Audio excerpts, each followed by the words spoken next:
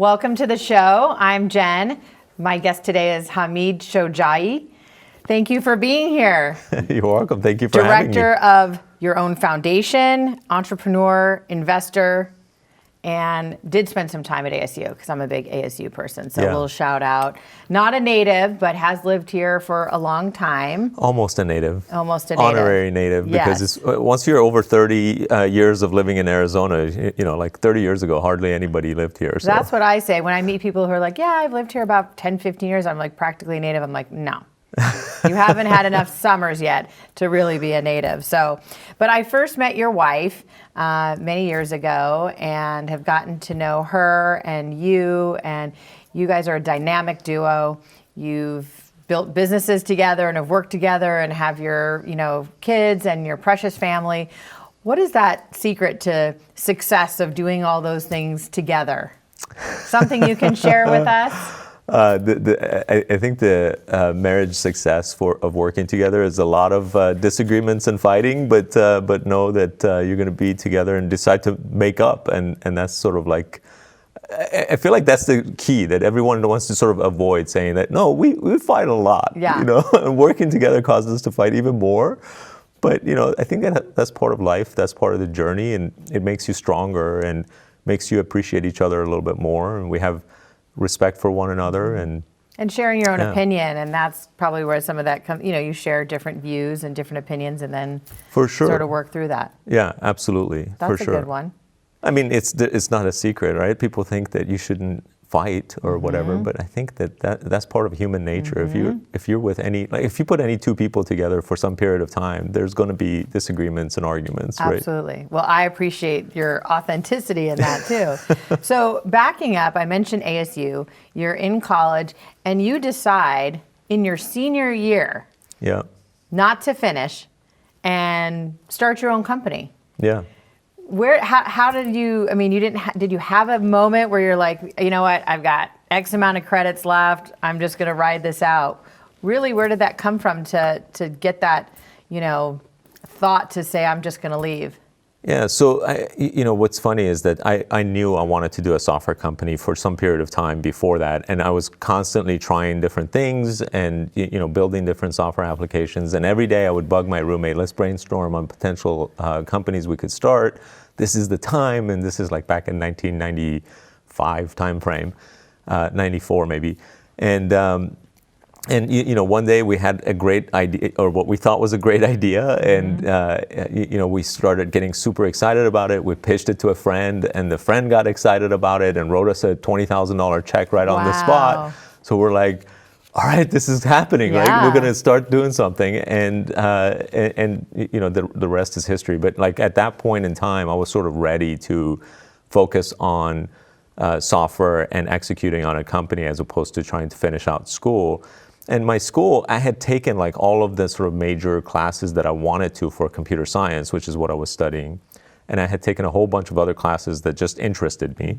So, I was already sort of the mindset that I'm going to school for the knowledge that I want rather than for the degree. So I think I probably have more credits than most people graduate with, but just because the classes didn't necessarily apply to my, my major. But a few more classes and I would have gotten the degree as well, and then I never went back to finish. But is that something that you may do one day? It's not like on my list of things to do. The things that are on my list of to do is more knowledge. So I might go back to school specifically to learn some aspects of physics or astronomy, things that interest me, but not to get a degree. Like I couldn't care less for the degree itself. And as we learn a little bit more about you in this conversation, we'll see that degree didn't matter. So all the kids out there who are questioning what direction to go, just pursue your passion. But education does matter, though. Like I think the mindset should be of education rather than the degree. So like I loved the classes that I was taking at ASU, and I learned the most of my knowledge, especially for computer science, in those classes at ASU. I think there's no replacement for that. Although YouTube is coming pretty close to that now. Well, yeah, but you don't have, with YouTube, you don't have the assignments and the, like the obligation to turn things in. So, going to school, I think, is extremely important.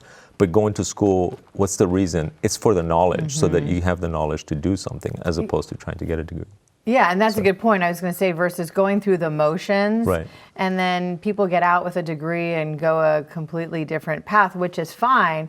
But, had they been there more to gain knowledge of something and not so fixated on getting that, degree, they might be pursuing something that is giving them more of that intel into a topic or education that they're going to pursue more. Absolutely. Because their interest level's there.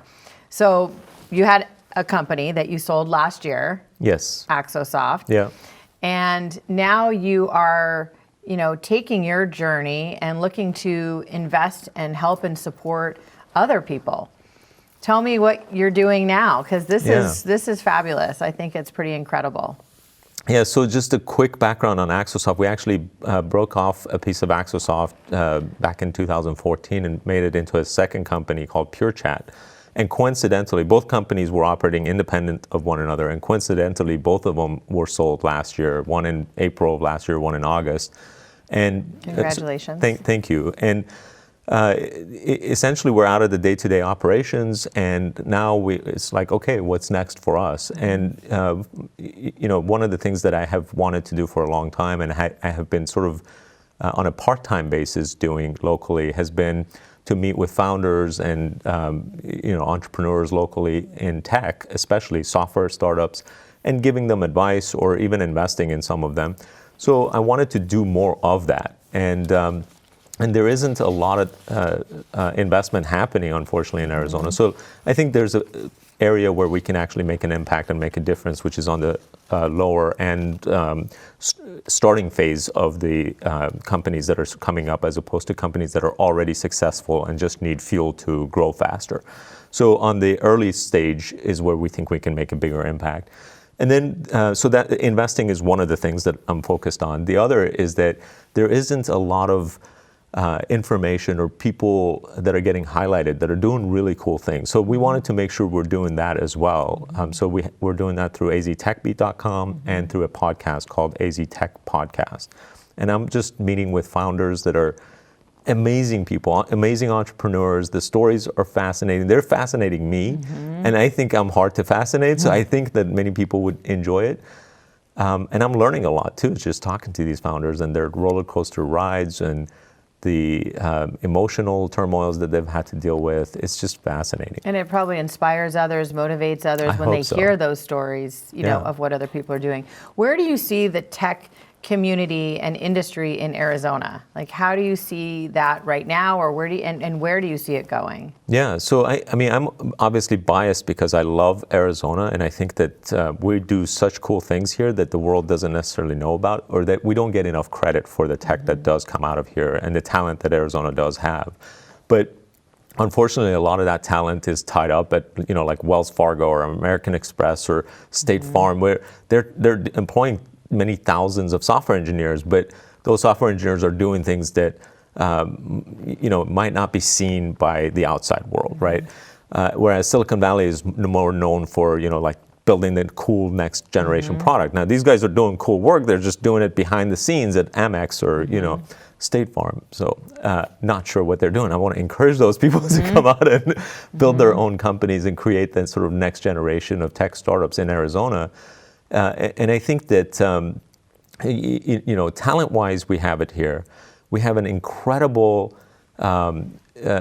quality of life that I think is unmatched in most other places. I've traveled to most of the world, a lot of parts of the world, and I've lived in a couple of other places. And I love Arizona more than anywhere else because our roads are clean without, like huge potholes, and our I think the people are wonderful. The cost of living. Cost of living is incredible. The quality, no like natural disasters. There's so many good things Arizona has going for it. So I'm a lot huge of Arizona potential fan. for the tech community here. And now because of COVID, so much of tech has gone, remote. So you could start a company in Arizona, get that quality of life, and hire your team practically anywhere. And even if they're in Arizona, great. If they're not, if you need a talent that's in Silicon Valley, fine. You can hire them and work with them remotely. So it's not as big of a deal. And I think that a lot more of that is going to happen for Well, I'm our excited that community. you're doing that because you. I see a lot of potential for Arizona. And I do see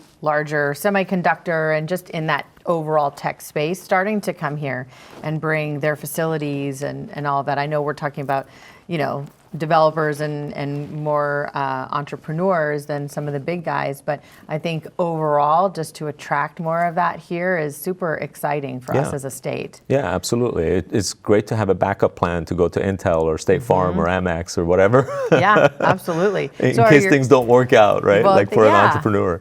So are your kids into technology? Because They it's such certainly a big part. use it, but they're not like coding. But Okay. holy cow, both kids by the time they were 10 years old, they knew how to do video editing and upload videos to YouTube. My daughter's putting out videos that have like time-lapse photography on them, like where she's doing art and time-lapses the art and Wow. like narrates over the videos. I'm like, how did you do this? And she's like, I did it on my iPhone. No one taught her. Yeah. They're like self-teaching themselves. It's incredible. But Yeah, I mean, you probably look back at what you were doing with tech Yeah. at their age, and the evolution is just tremendous. Yeah, it's unbelievable. Yeah. Unbelievable. And they learn anything and everything through YouTube in like matter of minutes. And that's my go-to as well now, because if I don't know how to do something, it's just YouTube search. I think we've done that when it comes to figuring out a recipe or cooking, so maybe I should do it with some other stuff too and embrace the YouTube. So you talked about, the tech in Arizona. In general and or in Arizona, where do you see the future, or kind of what are you seeing on the horizon from the stuff that you're involved with as kind of coming up in next generation of technology? Yeah. So, I've been much more actively looking at tech companies and talking to founders and looking at investment opportunities only for like the past couple of months. So it's fairly recent, right? But I think there is a lot of untapped opportunity that we can start to sort of collaborate and get behind. There's some great founders doing some really cool things. Looking on AZ TechBeat, you can see some of those things. AZ Disruptors is where we're actually identifying the companies that we're investing in. We just made a couple of investments in a couple of cool startups that are doing cool things, and the founders behind them are great founders who are like very smart, very motivated. They're getting stuff done. So, I just want to see more of that. And I think the snowball has already started rolling, and it's been gaining more and more momentum. And we want to just nudge it a little bit each day, and push it in the right direction. Absolutely. Well, I'm looking forward to watching the next phase of what you're going to be doing in our community as far as the tech space, and AZ TechBeat is fabulous in your podcast and everything else that you're doing. So Thank you. I appreciate you sharing some of that with us, and we'll be watching as you really help develop these entrepreneurs and these people in the tech space for us in Arizona. Awesome. Yeah. Thank you. Thank you. Yeah, absolutely. Thank you for watching Now with Jen. We'll see you next time.